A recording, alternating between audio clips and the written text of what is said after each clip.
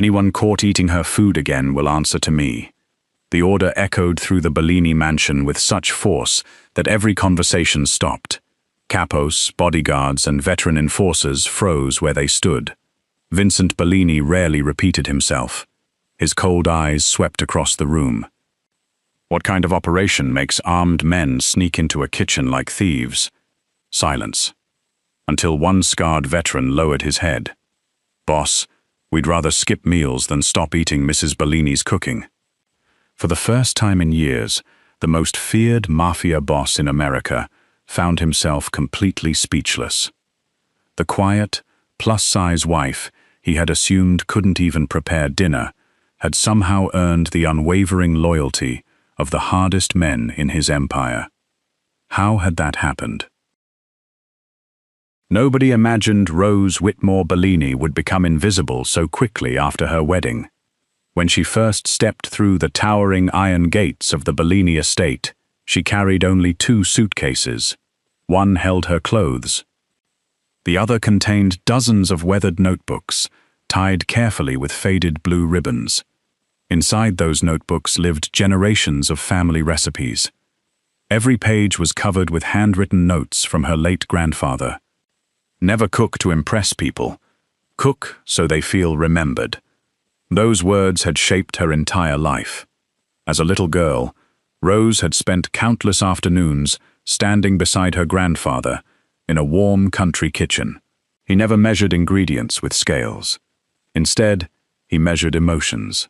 "This soup," he would say, "needs another 5 minutes because your grandmother had a difficult day. The bread isn't finished yet. People can taste whether you're rushing."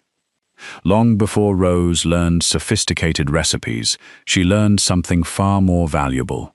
Food was another language, one that told people they mattered. She had carried that lesson into adulthood. She simply never imagined entering a family where no one seemed interested in hearing it. The Bellini estate looked less like a home than a fortified palace. Marble floors reflected crystal chandeliers. Paintings worth millions lined endless hallways. Armed guards stood at nearly every entrance. Servants moved with practiced silence. Everything functioned according to strict rules. Everything except warmth. Rose noticed it almost immediately. People greeted one another politely. No one truly smiled. Even laughter sounded cautious, as though joy required permission. When Vincent welcomed her into the mansion, he was respectful. He never raised his voice, never insulted her, never treated her cruelly. But neither did he invite her into his world. "Our marriage brings stability to both families," he explained calmly after the ceremony. "I hope you'll be comfortable here." Comfortable. Not happy. Not loved. Not needed. The distinction lingered in Rose's mind. She understood their marriage had begun as an alliance rather than a romance. She didn't expect fairy tales. She only hoped that, given enough time, they might slowly become partners. Instead, she discovered someone else already controlled every corner of the household. Vivian Moretti, Vincent's elegant aunt, manager of the Bellini estate for nearly 20 years. Vivian welcomed Rose with flawless manners. Every compliment sounded polished. Every smile stopped just short of kindness. "We already have experienced staff handling the estate," Vivian said during Rose's first morning. "So please don't concern yourself with household responsibilities." Rose nodded politely. "I'd still love to help where I can." Vivian smiled. "I'm sure you would." The conversation ended there. Over the following weeks, Rose realized every decision flowed through Vivian. Meal planning, guest receptions, holiday traditions, charitable events, even flower arrangements. Whenever Rose offered assistance, Vivian gently redirected her elsewhere. "Oh, that's already been handled. The chefs know what they're doing. The servants have instructions. There isn't anything for you to worry about." At first, Rose believed she simply needed patience. Eventually, an opportunity would come. It never did. Unknown to Rose, Vivian had quietly given another instruction. Under no circumstances was Mrs. Bellini allowed inside the main kitchens. The executive chefs obeyed immediately. When Rose wandered in one afternoon, hoping to bake cookies for the staff, the head chef nearly panicked. "I'm terribly sorry, Mrs. Bellini. Lady Vivian has already prepared today's menu. Perhaps tomorrow." Tomorrow never arrived. The staff felt embarrassed refusing her. Yet nobody dared question Vivian's authority. Rumors soon spread through the estate. Mostly whispered. Never spoken loudly enough for Rose to confront. A woman her size probably enjoys eating more than cooking. "I heard the marriage happened because of politics. She's pleasant enough. But does she actually do anything?" The words drifted through corridors, across gardens, behind half-closed doors. Rose heard more than people realized. She simply pretended she hadn't. Years earlier, her grandfather had offered another lesson. People reveal themselves through the way they treat someone who doesn't fight back. Rose had never forgotten. So she smiled, thanked everyone, learned every employee's name, asked gardeners about their children, remembered birthdays, helped elderly housekeepers carry laundry baskets despite protests that she shouldn't. Nobody noticed those small moments. Nobody except the employees themselves. Even Vincent unintentionally reinforced the distance. One evening he found Rose reading recipes in the library. "You still enjoy cooking?" he asked. She smiled. "I always will." He looked genuinely surprised. "I assumed you wouldn't miss it much. We employ some of the finest chefs in New York." Rose closed the notebook gently. "They're excellent." "I just enjoy making meals myself." Vincent nodded politely. "Well, you shouldn't feel obligated anymore. We have professionals." He meant it as reassurance. Rose accepted it with her usual smile. But after he left, her fingers lingered on the worn leather cover of her grandfather's notebook.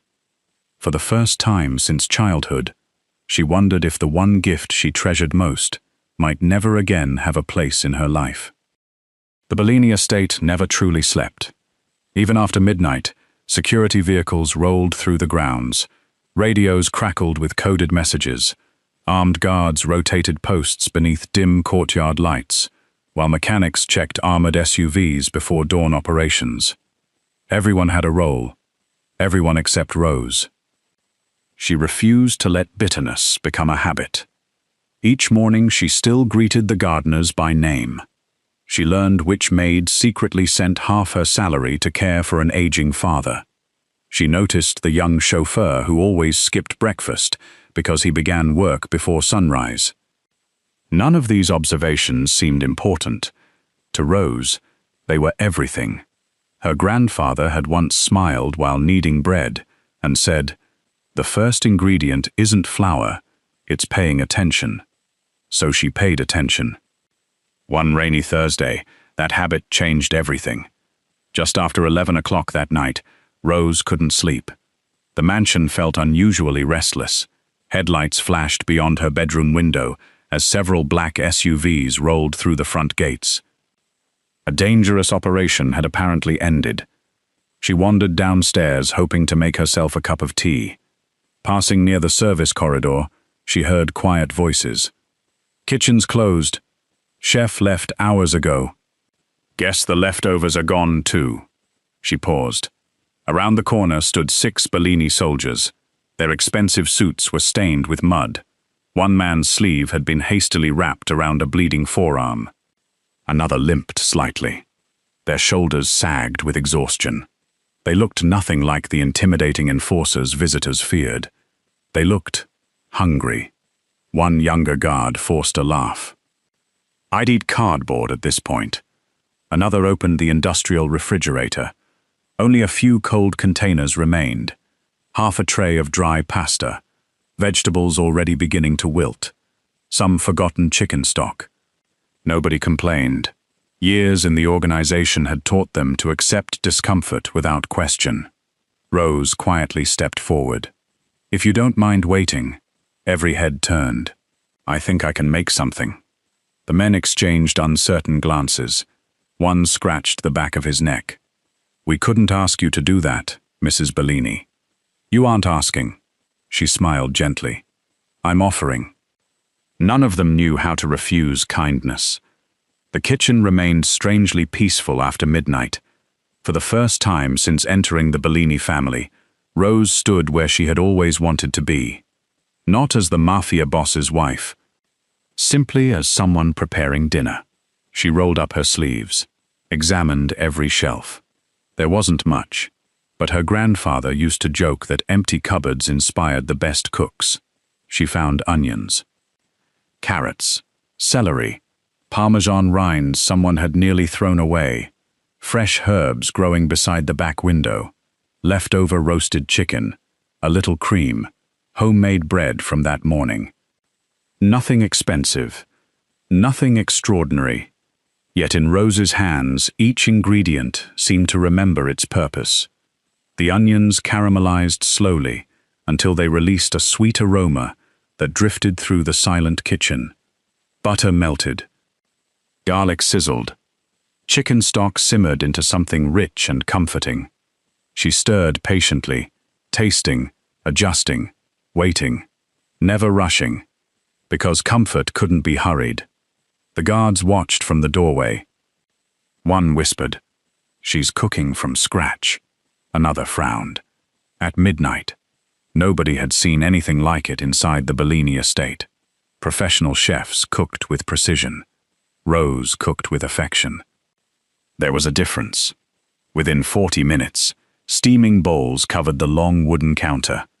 Creamy chicken soup, fresh herb bread toasted with garlic butter, a simple salad brightened with lemon dressing, warm apple slices sautéed with cinnamon for dessert. Rose placed the first bowl before the oldest soldier. "I noticed your wrist. You've been injured. Be careful, it's hot." The veteran stared. Not at the food, at her. Nobody had noticed his injury. Not because people were cruel, because everyone had been busy surviving. He accepted the bowl with both hands. "Thank you, Mrs. Bellini." She shook her head softly. "Please eat before it gets cold." Silence filled the kitchen. Not uncomfortable silence. The kind created when people experience something unexpected. Spoons moved slowly. Then faster. No one spoke for several minutes, until the youngest guard quietly laughed. "I haven't tasted soup like this since I was 12. Another nodded. "My mother used rosemary exactly like this." Someone else smiled despite himself. "The bread, it smells like Sundays." Rose listened without interrupting. She wasn't trying to impress anyone. She simply enjoyed watching tired faces soften. The oldest veteran finished every last spoonful, then carefully folded his napkin. His eyes looked suspiciously bright. "My wife passed away 8 years ago." He cleared his throat. "Tonight. This reminded me of eating with her." Rose reached across the table and gently squeezed his hand. "I'm glad she gave you beautiful memories." No grand speech, no dramatic comfort. Just understanding. The men returned to their duties carrying something none of them expected. A full stomach and a strangely lighter heart. The following evening, Rose again wandered into the kitchen after dinner. This time she wasn't surprised to find 3 familiar faces waiting awkwardly near the doorway. One scratched his neck. "We were wondering if you happened to be cooking again." Rose smiled. "I was just about to begin." The next night, 6 men appeared. Then 10. Word spread without anyone intending it to. Drivers who worked 16-hour shifts. Mechanics covered in engine grease. Gardeners finishing before sunrise. Junior capos buried beneath endless responsibilities. Bodyguards returning from dangerous assignments. They arrived quietly, never demanding, never expecting. Simply hoping.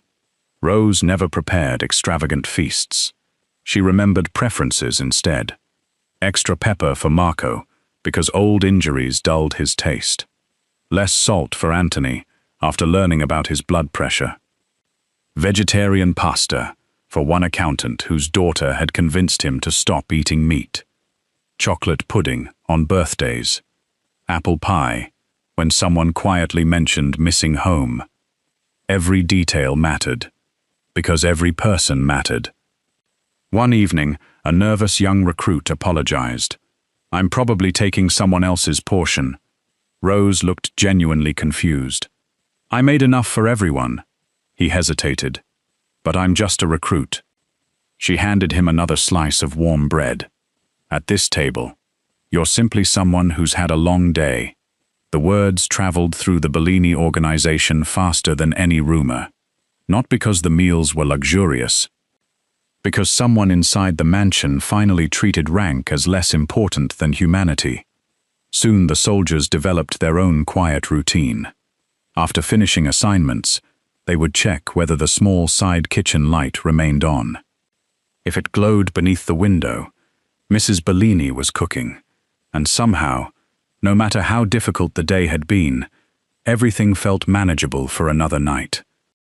The changes began so quietly that no one could identify the exact moment the Bellini estate started feeling different. No new rules had been announced. No meetings had been held. No speeches had been given. The only difference was that every evening, long after the mansion's formal dining room had closed, a warm light continued glowing from the small service kitchen near the east courtyard, and people kept finding reasons to pass by. At first, the gatherings remained small. 6 soldiers, then 10, then 15. Rose never invited anyone. She simply cooked enough for whoever arrived. Some nights she made hearty beef stew that simmered for hours. Other evenings she baked herb-roasted chicken with buttery mashed potatoes. On colder nights, enormous pots of tomato soup filled the kitchen with aromas that drifted through nearby hallways. The menu changed constantly. The feeling never did. No matter what appeared on the table, everyone left feeling lighter than when they arrived. Rose possessed an unusual gift. She remembered people, not just their names. Their stories. When Marco entered one evening rubbing his shoulder, she quietly placed a heating pad beside his bowl before he even sat down. The old injury acting up again? Marco blinked. "I never told you that." "You did. 3 weeks ago. You thought nobody was listening." She smiled. "I was." Marco stared at her for a moment before laughing softly. "My own doctor forgets more than you do." Another evening, the estate's youngest mechanic hesitated near the doorway. Rose noticed immediately. "You look worried." He forced a smile. "My daughter's starting school tomorrow. I promised I'd be there, but I might get called into work." Rose disappeared briefly into the pantry. She returned, carrying 2 neatly wrapped cinnamon rolls. "One for your daughter, one for you. Tell her someone believes she's going to have a wonderful first day." The mechanic swallowed hard. Nobody in the organization knew he had a daughter. He had kept family separate from Mafia business for years. Yet somehow, Mrs. Bellini had remembered. Soon the conversations stretched longer than the meals. Bodyguards who barely exchanged words during security shifts suddenly debated baseball. Drivers shared childhood stories. Gardeners teased accountants. Junior capos listened respectfully to elderly veterans. Arguments that once ended with shouting now dissolved over steaming bowls of homemade pasta. It became impossible to stay angry, while Rose quietly refilled everyone's plates. One evening, 2 soldiers arrived after nearly coming to blows during an operation. The tension between them was obvious. Rose said nothing. She simply placed a large loaf of fresh bread between them. "Could one of you slice this for everyone?" The request seemed almost ridiculous. Yet 5 minutes later, the 2 men were discussing the correct way to cut bread without crushing the crust. By dessert, they were laughing. Neither ever remembered what had caused the original argument. Rose never asked about Mafia business. never questioned operations, never offered opinions on power or strategy. She understood that world belonged to Vincent. Her world was different. It consisted of empty chairs that deserved to be filled, hungry people who deserved warm food, and lonely hearts that deserved a little kindness. Ironically, that quiet philosophy accomplished something violence never had. The Bellini estate became calmer. Even productivity improved. Drivers volunteered for extra shifts without complaint. Guards covered one another during emergencies. Maintenance requests finished faster. The chefs noticed leftovers decreasing because employees no longer skipped meals during stressful weeks. No one connected these changes to Rose. At least, not officially. One rainy evening, an elite bodyguard arrived carrying a birthday cake from a nearby bakery. Rose looked surprised. "Whose birthday is it?" "Yours." She laughed. "My birthday was yesterday." "We know. You forgot, because you spent all day helping everyone else." More than 20 employees crowded into the kitchen. Someone found candles. Someone began singing slightly off-key. For perhaps the first time since marrying into the Bellini family, Rose cried. Not because of sadness, because she finally felt included. The nickname appeared almost by accident. An older Sicilian capo finished dinner one night and watched Rose wrap extra food for a guard working the midnight gate. He smiled. "You remind me of my mother." Rose laughed. "I'll take that as a compliment." He nodded thoughtfully. "No, you remind all of us." The next evening he entered the kitchen carrying empty containers. "Evening, Mama Rose?" Everyone paused. The words felt strangely natural. Within days, the nickname spread through the estate. Not Mrs. Bellini, not Madam, not Boss's wife. Mama Rose. Not because she was old. Not because she had children, because she somehow cared for everyone, as though they already belonged. The title carried enormous respect. Among hardened Mafia men, it was perhaps the greatest compliment anyone could receive. The remarkable part was how fiercely everyone protected the secret. One junior guard accidentally mentioned the evening meals while speaking near Vincent's office. 3 older soldiers nearly dragged him away before he finished the sentence. "Keep your voice down." "What? You don't talk about Mama Rose." "Why not? What if the boss shuts it down?" The young recruit frowned. Why would he? Nobody had an answer. Only fear. Rose's kitchen had become too precious to risk. Vincent valued order, schedules, security. If he believed dozens of armed men gathered unofficially every night, he might forbid it immediately. No one wanted to gamble with that possibility. So they made an unspoken agreement. Protect Mama Rose. Protect the kitchen. Protect the only place inside the estate that still felt like home. Even Vincent noticed subtle improvements around the mansion. Reports arrived earlier. Conflicts decreased. Employee turnover quietly dropped. The atmosphere seemed lighter. One afternoon he mentioned it during a meeting. "I haven't approved any morale initiatives." His chief financial officer shook his head. "No, boss." "Then why does everyone seem happier lately?" The room became strangely quiet. Several capos exchanged nervous glances. One cleared his throat. "We've all adjusted." Vincent accepted the explanation. He had larger concerns demanding his attention. Expanding territories, negotiating alliances, avoiding a potential conflict with a rival family. He never suspected that the strongest force improving his organization wasn't strategy. It wasn't fear. It wasn't money. It was a woman gently asking exhausted men whether they'd eaten enough. Only one person finally noticed the growing pattern. Vivian Moretti. She had spent decades managing every detail inside the Bellini estate. Nothing escaped her attention for long. One evening, while reviewing household expenses, she frowned. The kitchen inventory didn't make sense. Bread consumption had nearly doubled. Fresh herbs disappeared faster every week. Chicken stock orders had increased significantly. Yet official banquet schedules remained unchanged. Vivian closed the ledger. Her instincts sharpened.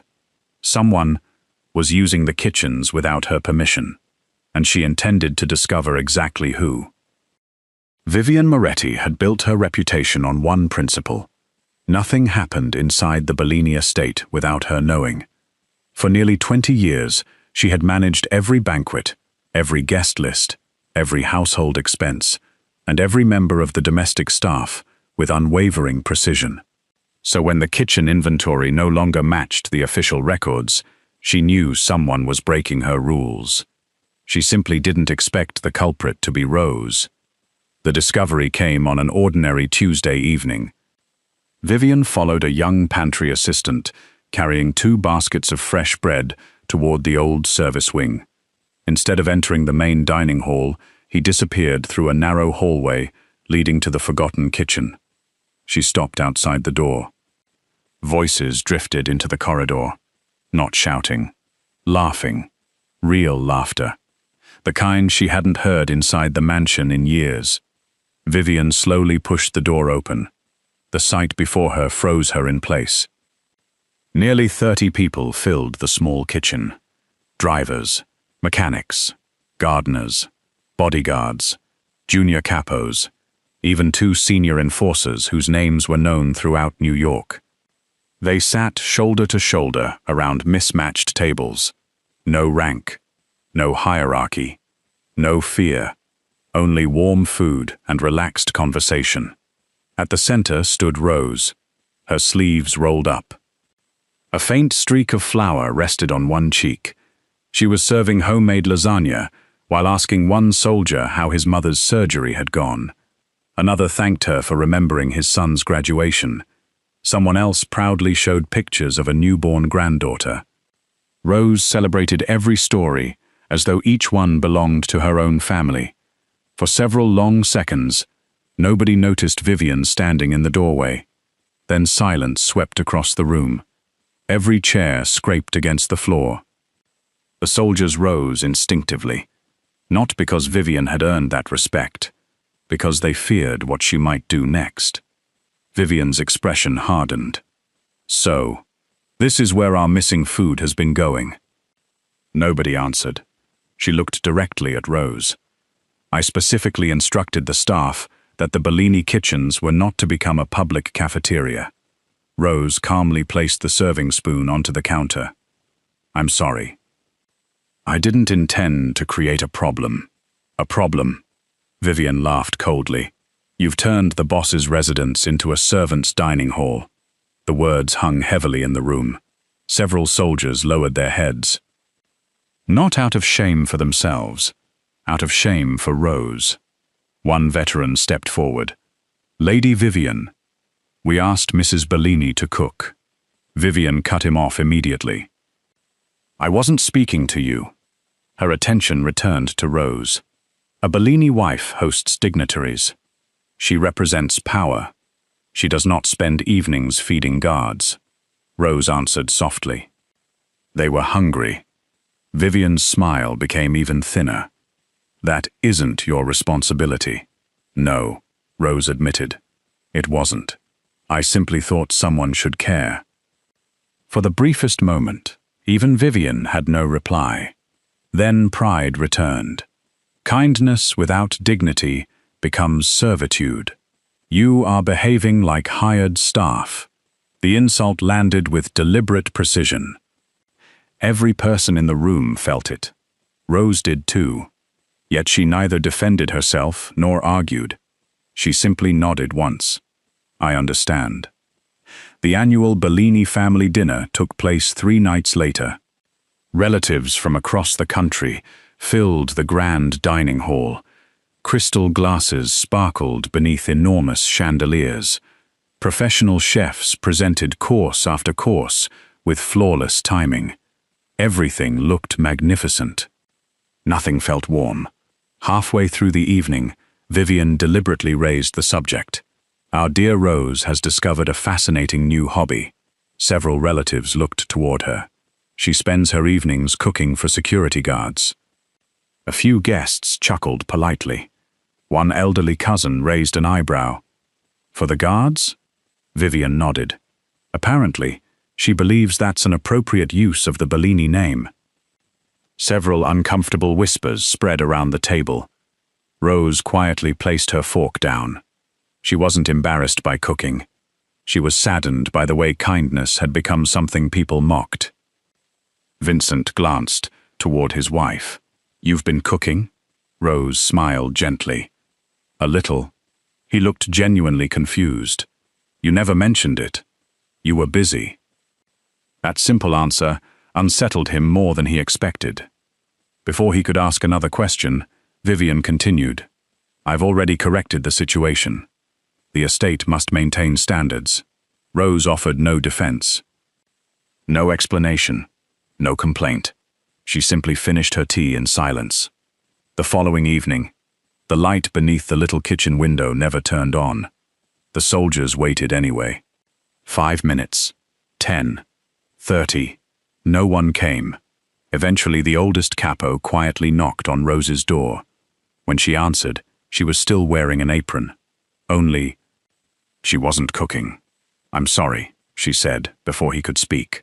"I think it's best if I stop." The veteran's shoulders dropped. "We understand." He didn't. None of them did. But they respected her decision. That night, everyone returned to the official dining hall. The food remained perfect. No one finished their meal. Within days, the Bellini estate began changing again. Only this time, in the opposite direction. The mechanics returned to eating alone. Drivers grabbed sandwiches and hurried back to work without conversation. Bodyguards once again stood silently at opposite ends of the security office. The laughter disappeared.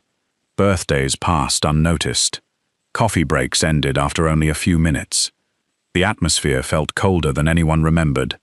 No one argued. No one smiled either. The mansion had regained its efficiency, and somehow lost its heart. Vincent noticed first, during his weekly security briefing. The reports were correct. Operations remained successful. Yet something felt wrong. His chief of security answered every question with mechanical precision. Normally there would have been jokes, suggestions, friendly disagreements. Now there was only silence. After the meeting, Vincent stopped Marco in the hallway. "You seem tired." Marco forced a smile. "I'm fine, boss. You've said 3 words in the last hour."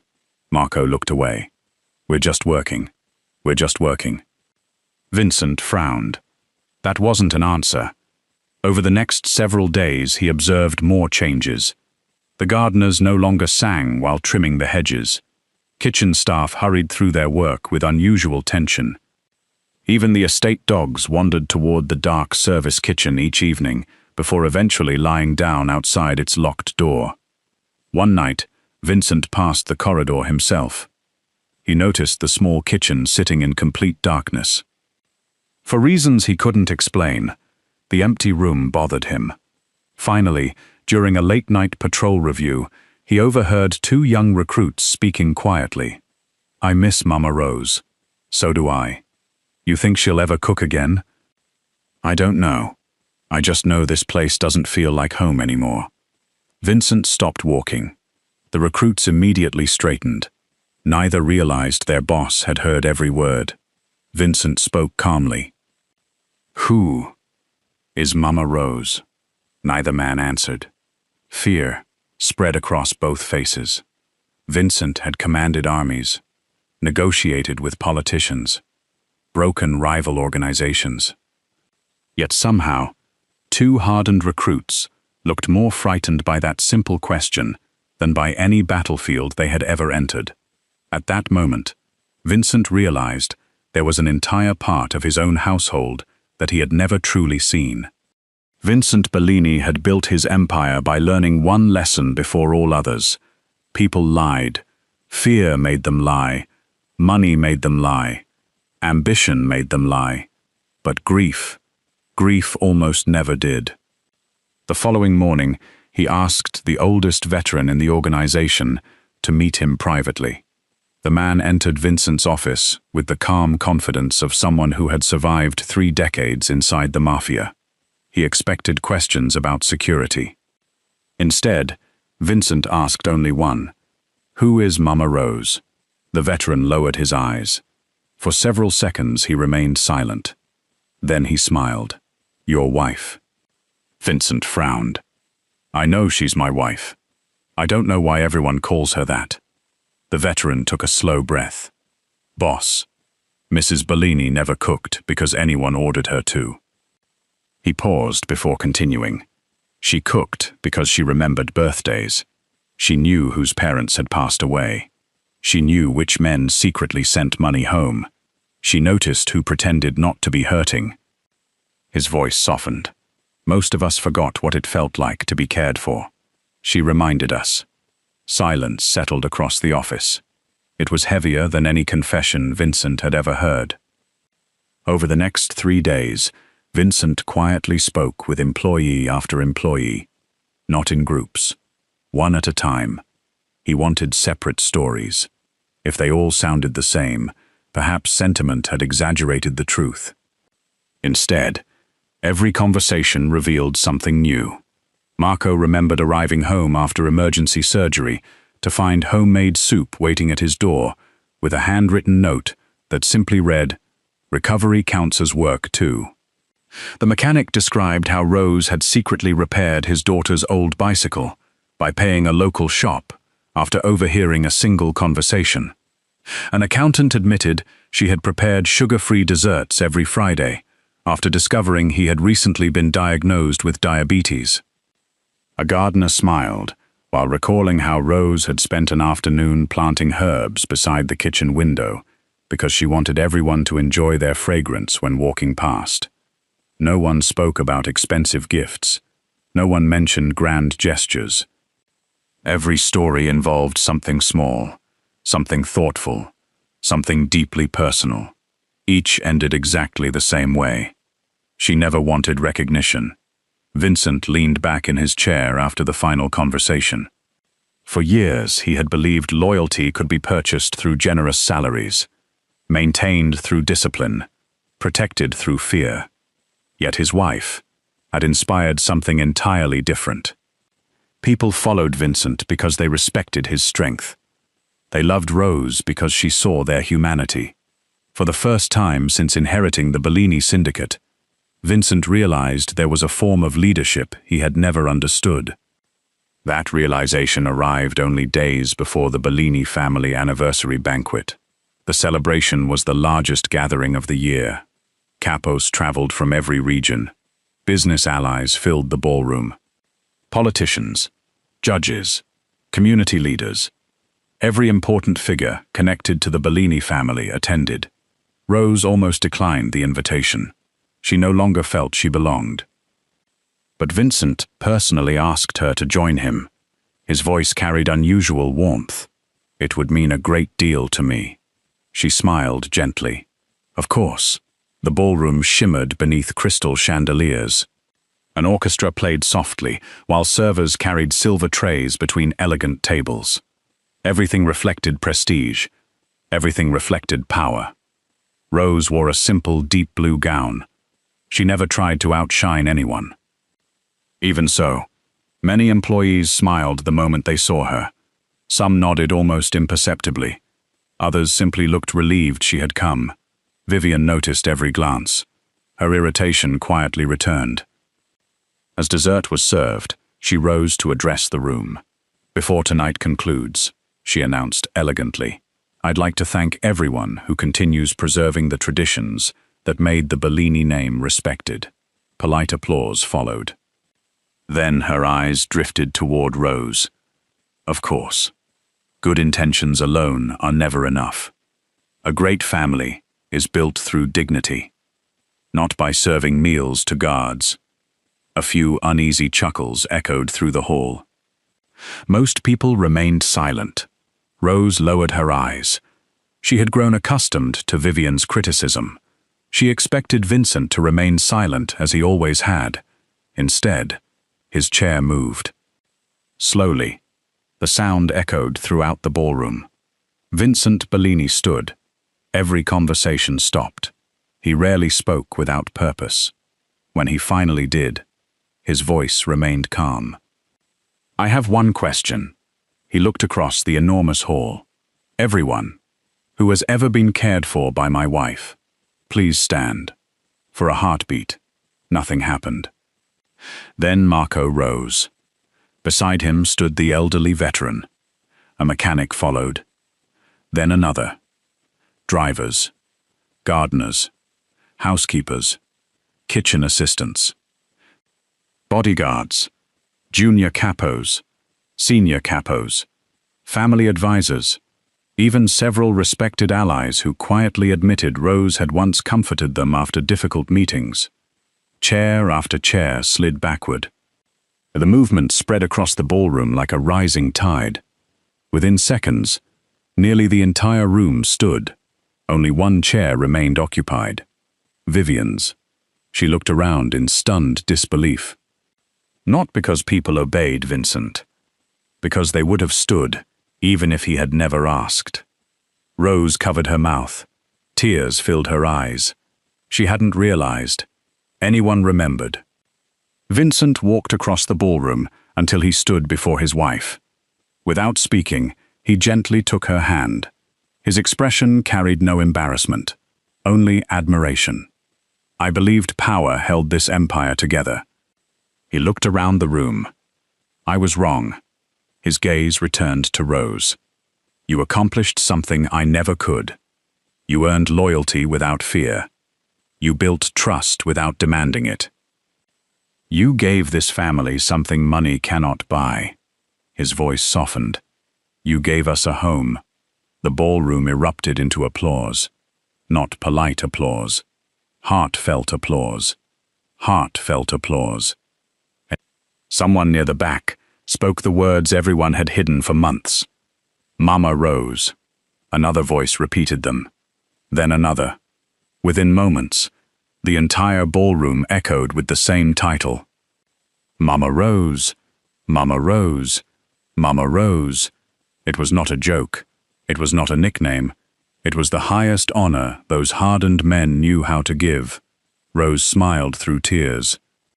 For the first time since entering the Bellini family, she finally believed she belonged there. In the weeks that followed, change came naturally. Vivian requested a private meeting with Rose. There were no witnesses, no audience, only two women seated across from one another. "I judged you by appearances," Vivian admitted quietly. "I believed strength looked a certain way." She lowered her head. "I was mistaken." Rose reached across the table and gently squeezed her hand. "We all learn differently. No anger, no revenge, only grace." Within a month, Vivian stepped away from managing the estate, recommending younger staff members continue her work with greater openness than she herself had shown. Vincent made changes of his own. An unused wing of the mansion was transformed into a permanent family dining hall.